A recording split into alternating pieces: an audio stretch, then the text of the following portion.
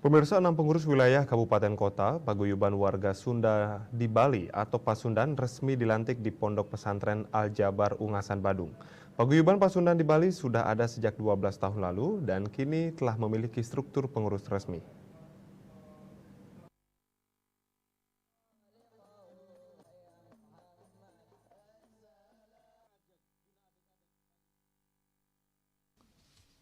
6 pengurus wilayah Pasundan di Provinsi Bali dilantik oleh Ketua Umum Pengurus Besar Pasundan Profesor Didi Tarmuzi.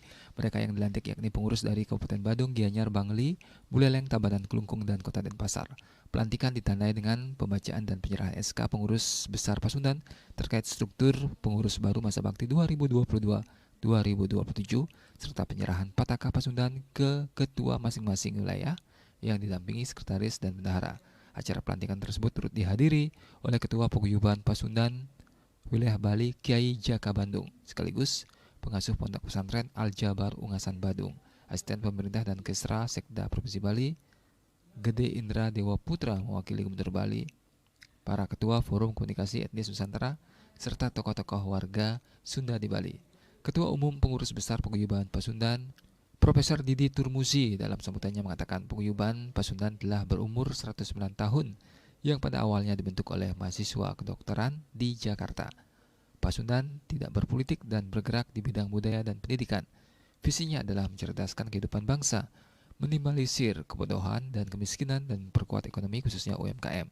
Keberadaan paguyuban Pasundan di Bali diharapkan bisa dijadikan wadah oleh warga Sunda yang merantau di Bali untuk saling membantu satu sama lain, memperkuat silaturahmi, dan yang terpenting bisa bersinergi dengan masyarakat dan pemerintah Provinsi Bali untuk bersama-sama menjaga dan membangun Bali. Jawa Barat, orang-orang Sunda di Bali itu tentu mereka merasa nyaman karena dianggap saudaranya oleh masyarakat Bali. Harapan kami semoga mereka bisa memberikan kontribusi bagi pembangunan Bali dan juga jangan melupakan kampung halamannya. Karena bagaimanapun juga dengan kehadiran organisasi ini dalam rangka juga memperkuat kesatuan dan persatuan negara Republik Indonesia.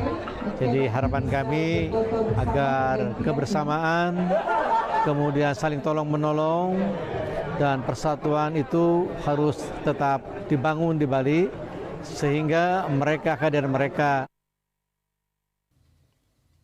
Sementara itu, Ketua Paguyuban Pasundan Provinsi Bali Kiai Jaka Bandung mengatakan pelantikan ini sejatinya telah direncanakan untuk dilakukan 2 tahun lalu, namun karena COVID diundur dan baru kali ini bisa dilantik. Kepengurusan sudah lengkap di setiap kabupaten, hanya tinggal Jembrana dan Karangasem menunggu jadwal pelantikan dalam waktu dekat. Paguyuban Pasundan sebenarnya telah terbentuk sejak 12 tahun lalu di Bali.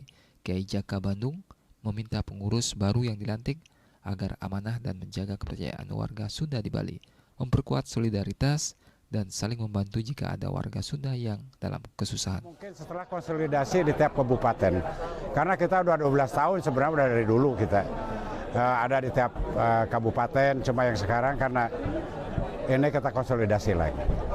Untuk kegiatan-kegiatannya apa aja Pak? Pengajian di tiap kabupaten, di pusat acara Milangkala atau ini, dan acara pimpinan kabupaten koordinasi ke pusat. Ya, jadi kegiatan lainnya itu ya kalau ada kematian.